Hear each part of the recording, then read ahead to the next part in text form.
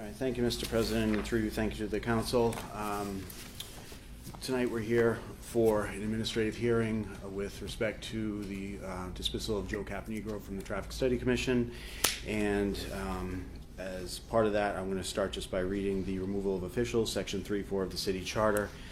The mayor may, in writing, suspend any officer who receives his appointment from the mayor, and in such case he shall at once report his actions and his reasons therefore to the municipal council. That has been done. The suspension of any officer shall, in 15 days after such a report is made, be a removal unless within that time the officer whose removal is sought asks for a hearing before the mayor and the municipal council. That has also been done. Such a hearing shall forthwith be granted and shall be public. That is being done right now. After the conclusion of the hearing, the mayor shall determine whether the suspension is justified, and the officer shall at once be reinstated or removed. So this hearing is not a hearing to adjudicate any matters. It's a hearing at the request of Mr. Caponegro, and with that, I invite Mr. Caponegro to come up and say what you'd like to say. Certainly will. The first letter also stated the reasons for my suspension and ultimate removal, and that was read, and it read, and I quote, "I am displeased with a number of specific issues I've observed with you on the committee, and more globally, I think there are too many ideological differences between us to merit a continued place for you in my administration." When I first became a member of the Traffic Study Commission and I took my oath, nowhere did it say that I was told that I had to support the goals or agenda of the mayor or the administration. Under the ordinance of the city, it reads that the Traffic Study Commission is under the supervision and control of the mayor, but it does not say that I have to have the same ideology of the mayor. The mayor is not always wrong, but neither is the mayor always right. I feel a mayor should respect and consider all views of any commission and boards. Neither is a commission or board always right, but not always wrong either. A mayor should consider opposing views, as they may or may not be better for the citizens of the city and the city itself. On any issue I consider while on the Traffic Study Commission, I always spoke for what I thought would be in the best interest of the citizens in the city as a whole. I have not been and never will be a yes man to anybody. That's not my position in life. When we vote on a recommendation, it's voted on by the commission and it's forwarded to the appropriate person asking for our recommendation, or such as is quite often with the council. This is the way that boards and commissions are supposed to work. Having multiple members on any board or commission, such as the council itself, I should introduce also, is so that diverse views and opinions can be made and not have one person or entity making those decisions or recommendations for the citizens or the city as a whole. As the hearing officer in this, you and I have been over this with the city solicitor. This is my time to, refer to council members. Is a pre-agreed upon, process with this. So it would be appropriate for me to be calling the council members. I suspect that you might be in the habit of doing that as the council president, but as a hearing officer for this, that would be my role. Well, I thought we agreed to do a joint. The administrative hearing was something that I was going to. So then, fine, Mayor. Call who you like. It would be the same person, but you Call respect who you the like. process. No, I would appreciate a little respect to respect the process. You're as in well. my chamber, Mayor. Right now, the rules are suspended. This is an administrative hearing. We talked about this with the city solicitor. Mayor, I'm not arguing with you right now. That's right, because we already talked about this. So call who you would like to speak next, and I think there were some questions for you from, I think, Mr. Delicio and Mr. Kobus. That was the order I had. Would you care to share in detail what the issue is? Because it seems very vague what the concern is. I'm hearing stretch code, I'm hearing Beagle Code Road, I'm hearing ideology differences, but usually for this to occur, I feel like there would be an event or something would happen to cause this, and it's a little bit baffling. The city charter requires that I submit my reasons to the council, which I have done. I have also submitted those to Mr. Caponegro. This is not an adjudicative process. We're not adjudicating any reasons, judging any reasons. This hearing is about Mr. Caponegro's right to be heard in public. This is not about a review of my reasons for his dismissal. A little experimental at the time. And this went on for quite a few minutes, and the mayor was saying, why aren't you supporting mine? Mine was the best. I've talked to people. It's not everybody wins, not everybody wins. But and this goes on for quite a while. And then all of a sudden, the mayor says to me, well, you know, I'm the appointing authority, and I can appoint who I want to these commissions. I knew what he was saying to me. I wasn't going to be up for reappointment, but and I quite honestly said back to him, I said, Mr. Mayor, with all due respect, I'm 68 years old. I serve on this commission to give back a little to the city of Attleboro. And if you don't want to reappoint me, don't. I think he got upset at me. I imagine you did, Mayor. You don't have to say yes or no, but that's, I think, started our disagreement. He barked at me again, I barked back. So Let me add to that. The one comment that you had said during that, which you just omitted right now, maybe just forgot it, was, Mayor, don't strong arm me. I might have said that to Mayor, yes, I might Yeah. have. You said, just to be clear about that. Joe, and I'm sorry for you. And I apologize that you're here. I apologize from all of us that you are going through this, especially.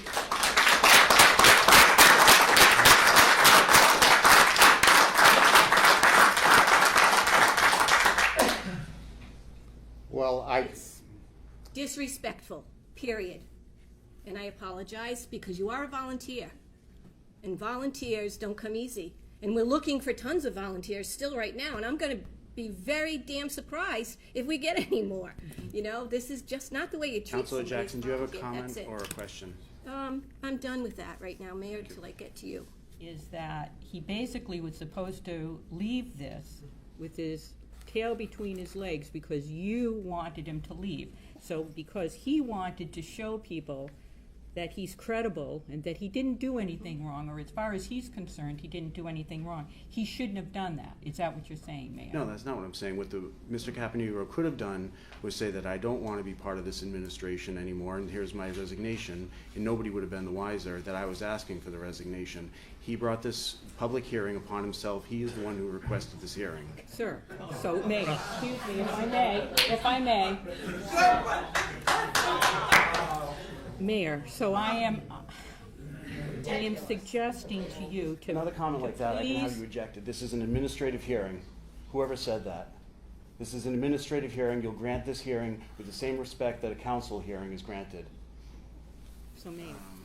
I'd like to just actually read another section of the city charter, and that is Section 2-5 in the Municipal Council, Article 2, Section 2.5, Prohibitions, and it's subsection C, Interference in the Administration. Neither the Municipal Council nor any member or committee therefore shall take part directly or indirectly in the conduct of any executive or administrative business of the city. To introduce, Joe, the Municipal Council having some type of capacity to interfere with disciplinary action would violate Section 2.5C of the city charter. Moreover, it would also render a mayor almost useless to the city of Attleboro, because discipline is the ultimate thing that a mayor and a chief executive is able to do. Other councilors with questions? Mr. Kobus. And I think the mayor just answered my question, but let me ask you, Mr. Caponegro. I view this as a punitive action. Do you also view it as punishment, punitive, as opposed to simply not being reappointed? I view it both as a punitive and a political action. Same question for you, Mayor Heroux. Do you view this as punitive? No, I don't. I view this as me doing what I need to do to carry out the agenda that I've established and that the people have elected me to do. And if somebody's going to work against that agenda that's appointed by me, I will remove them. Because if somebody wants to work against my agenda, they can run for city council, but they're not going to be an appointed member of my administration working against me. Question is, when you say that he works against you, how has he worked against you in any capacity whatsoever? Maybe, I don't know, I'm guessing, is it because of this last political election campaign? As I've said, I'm not adding to the reasons I've already spelled out in the letters to the council and Mr. Caponegro. To answer your second question, is it personal? Let me ask about the campaign. Let me point out that Adolfo Sanchez, who's a member of the Traffic Study Commission, donated $100 to Heather Perica's campaign. What does that have to do? Time out, Mayor. Wait. No, this is an administrative hearing, and I'm answering a question. So I'm calling a point of order, Mayor, to your administrative hearing. What relevance does the donation of anybody from the city of Attleboro to anyone's campaign have to do with a Section 3.4 hearing? This is a direct response to Councilor Jackson's question. She asked me if this is political, and I am outlining. I heard her say personal. She said political because of the last campaign. Whether it's personal or political, you made reference to the last campaign. And I can name Adolfo Sanchez, Rose Larson, Paul Denese, all of whom donated to Heather Perica, none of whom have anything to worry about. I can also point out somebody on Dexter Street who had a Heather Perica sign, who's a appointed member of the Library Commission, the library, the library Board of Trustees, excuse me, Library Board of Trustees. Somebody who lived, so just because somebody supported my opponent, it has absolutely no bearing on this. Then my And there's question four is, people. how has he worked against you? That's not up for discussion. This is not an adjudicative process. I have the same question actually for the both of you gentlemen. This process that we're going through, Joe, do you believe it's a fair process, yes or no? No. Mayor, same question. Do you believe this has been a fair process? Yes, and the reason Okay, for that is. I didn't ask for the reason. I Just can yes offer or the no. reason because I I'm the didn't ask for a reason, just yes Councilor or no. Reynolds, I am the Just administrative yes or hearing no is what I officer here. asked for, sir. I am the hearing only asked officer. for yes or no, You and are my not calling reason the for that shots. is. This is not a council meeting. This is an administrative I'm only hearing. asking yes or no to the hearing. You are not calling. Did Do you you need think me it to was a eject fair you from this process? administrative hearing? There a point of order, Mr. President, for this. The president is not the administrative authority in this. Do you The think it's a mayor is. fair This process, is an administrative sir? hearing. Poor job of it then. Did you think it was a fair process is what I asked, and you answered that question, that's the And end I of can what I add asked. to that as the administrative. This Okay, is then not give a me your council reasoning, meeting. sir. The mayor is the appointing authority. I know that, I realize that. Please don't interrupt. The mayor is the appointing authority. The mayor is the appointing authority, okay? With the mayor being the appointed authority, the citizens of the city elect the mayor to carry out an agenda. The citizens did not elect.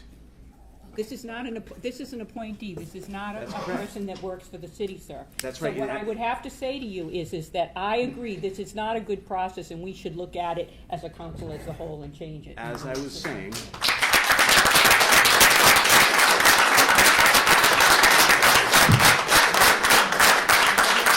Councilor Reynolds. I don't consider myself a political appointee. I never have. I consider myself a volunteer who tries to take something that I know something about and volunteer for the city.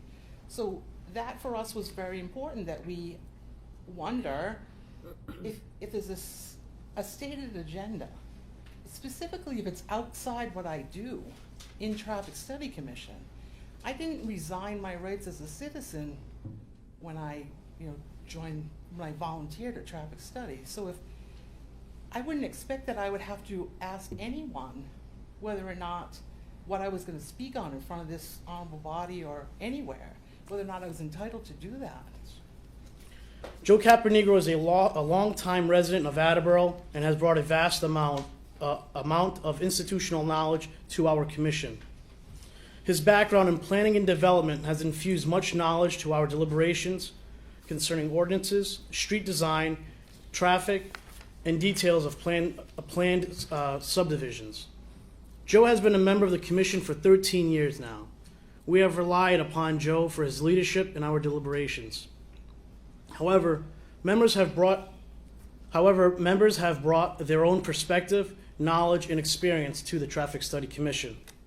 We, as volunteer members of the Traffic Study Commission, understand that it is the administration's prerogative to have whomever they wish on each city commission.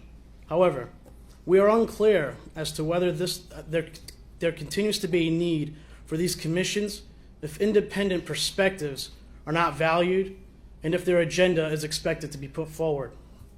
We support Joe Caponegro and wish to see his suspension lifted, allowing him to remain on the Traffic Study Commission to continue the important work that this body brings to the city. Signed, Brenda Haskell, Walt Roris, Adolfo Sanchez, and Paulo Salguero Jr.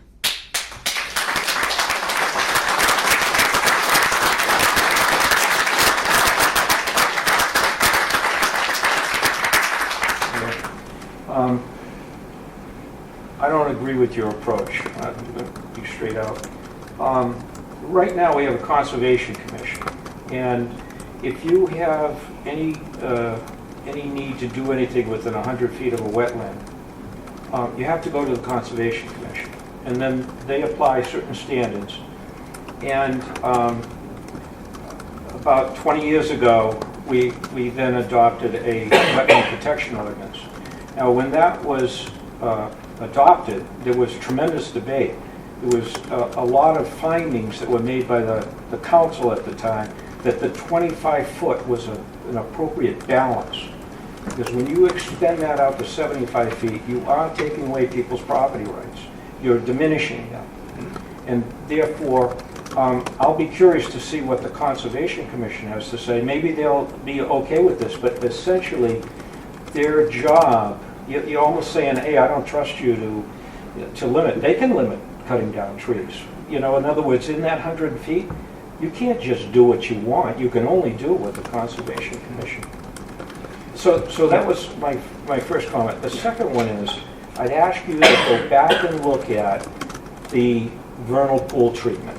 Because right now, if you just have a vernal pool that's a pencil point, it's 125 foot all around it. So that you're denied any use of that land, and it's pretty close to an acre.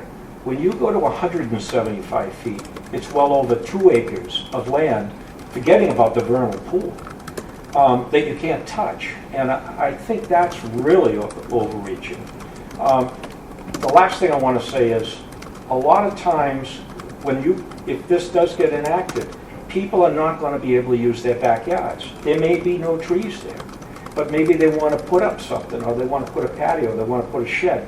Right now, they go to the Conservation Commission, and if there's not a threat to the wetland, then they do it with conditions. This is a pretty absolute, you cannot do anything. So there's a lot of houses in Attleboro that are within 100 feet of a wetland, and people will lose their ability to use their backyards because there's now a 75-foot no touch. Well, property rights, individual property rights. The collective good is what I'm thinking about. I'm not terribly concerned about my father included. We're going to part company on that, Mayor. Well, because just don't get in my way. I'm going to get in your way. I'm not going to agree with that. Well, like I said, this I is the spent direction. my career trying to protect people's property rights, and Jim. I see this as a... Jim, I appreciate that, but first of all, please don't interrupt. I didn't interrupt you. Secondly, no one elected you. They elected me to carry an agenda for the city. This is the agenda that the city is taking, with or without you. I understand that. Okay, and Joe Caponegro decided to try to take the city in a direction that was counter to what I was doing, and that didn't go too well for him. So is that a threat? No, it's not. Okay. But it's just to let people know that the people elected me, okay, and people who were appointed by the mayor, are here to support the mayor's agenda.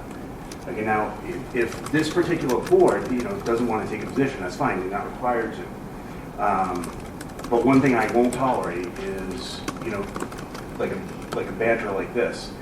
You want to agree to disagree, that's fine, but don't threaten me. I'm not. Okay. Now, so it's your right to go ahead as a private citizen, get up there and speak, in opposition to this. That's absolutely everybody's. That's your right. As a planning board member, the planning board section 12-14 or 14-12, 14. Chapter 14. Chapter 14. That's planning board and planning Section department. 2-1. The planning board is operating at the direction and the control of the mayor. Okay, so that, this is the direction that I'm taking the planning board, I'm taking the city, because as I said, not a single person in the city voted for any appointed member. The people of the city voted for the mayor. So the people of the city expect the mayor's agenda to be carried out, not an appointed person's agenda to be carried out. And that's where Joe Caponegro went wrong. Reminds me of a question. do you think that homeowners might feel like it might affect their assessed values of their properties? I don't know, and I'm not worried about it. Okay. You know, I'm really not, you know, because, yeah, if you interrupt us again, I'm gonna have to ask you to leave. Okay, I've heard you make several sides. This meeting will be held with respect in both directions, please. Thank you. I'm not too concerned about that. Because again, there's more at stake here than any one individual person or any small group of people. Right. Please don't get upset when I say this, but this is America. We do not live in a foreign country that one must comply with the person in charge or you're gone. My way or the highway is not the American way. It may be a political way, but it's not an American way. You made a comment a moment ago about the fairness to the developers, and I'm going to use very strong language right now that you might not like. I don't give a damn about the developers. I really don't. And this is the direction I'm taking the city, and anybody that's appointed under me that gets in my way, I'm going to remove. See, I don't like that. But this is the I was elected with 67%. This is the direction I'm taking the city. But these people have followed the law. The law might change. Setting out there. I know, but the law might. But Okay. again, this is the direction I'm taking the city, and this is. I said you might not like that. I said I warned you this is going to be strong language, but you know, I got a 67%. I have a mandate. Okay, this is something that we have to do for this planet. Okay, there is, you know. The climate science on this is, you know, irrefutable. You know, we know what's happening, and you know the speed at which stuff is, you know, progressing is just it's almost to the point where it's beyond repair. And so, you know, there may be different ways we can go about getting to the same conclusion, but this is the direction I'm taking the city. And you know, that's this might be my last term, or maybe I have one more term. I don't know. But I campaigned on two issues. One of them was downtown revitalization. The other one was the preservation of the environment. And you know, as individuals, as private citizens, and this is what I said to the planning board, you can go ahead and oppose anything you want, and that is what it is. But per city ordinance, the boards and the commissions fall under the direction and control of the mayor. And this is the direction I expect the boards and commissions to go in, you know. And like I said, though, this is something that, you know, I've been very clear with some folks on the planning board about. In fact, the language I might be even using tonight might even be more strong than what I used on Monday night. So, Brian, yes, yeah, if you would. Back to the developers, though. I say this, and it might sound cocky, and I don't really care. I've knocked on more doors than every other politician in the city combined. That's how I got to be where I am, and I do that every election. I've got a good pulse on what the people like and they don't like, you know, and this is something that the public is going to be on the side of. They look at the end of Pleasant Street with the development there, with Cooper's Farm, and what's happened on Pike Ave, and what's happening on Pike Ave, what's happened at the end of Slater Street, as a travesty, you know, and I do too. I look at that and I'm disgusted with it. I can't stand seeing what's happening continue to happen. And so some people can get rich on it. The other night, you know, one person has, you know, kind of pushed back on this, and I said, with all due respect, no one elected you. You know, you're a member of my administration, and you, as a private citizen, you can do whatever you want, but as a member of my administration, you have a supervisor, a boss, and ultimately that's the person that appoints you. This is the direction I'm taking the city. You know, as a private citizen, you can do whatever you want, but, you know, and so I think he got that. But you know, I do use very strong language about this, you know, saying quite frankly, I don't care about the developers. I'll help them, you know, redevelop the downtown. You know, I'll help them all day long with that. You know, that'd be great, but not at the expense of our environment anymore. So I hope that, you know, if you can be there to support this to the best you can, that would be great. I wanted to give you a heads up on it anyway, that this is coming. But the second line of things that you might be having here, because I'm assuming you guys are very environmentally conscious, that's why you wanted to be on this board, our commission. The difference of opinion, the disagreement is only going to make for a better end product. Okay, but you know, so that's one thing. You know, that's a good thing. On the other hand, and I used the example of Joe Caponegro recently, but don't work against me. You know, and that's not a threat. I'm just, you know, that's my thinking on it. You know, because as I said before, the people elected the mayor to carry out an agenda, not for anybody to get in the way, and that's something that, you know, was problem before, but I see. Closing, I hope the mayor puts our ideological differences aside and understand that through my entire time in the commission, I've always acted, discussed, and voted for what I thought would be in the best interests of the citizens of Attleboro as a whole. If he does not choose to remove me, if he does not and chooses to remove me, so be it.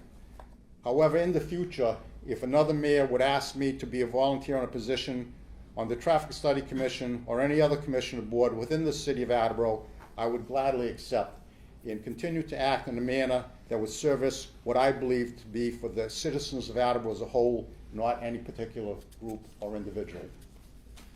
Thank you.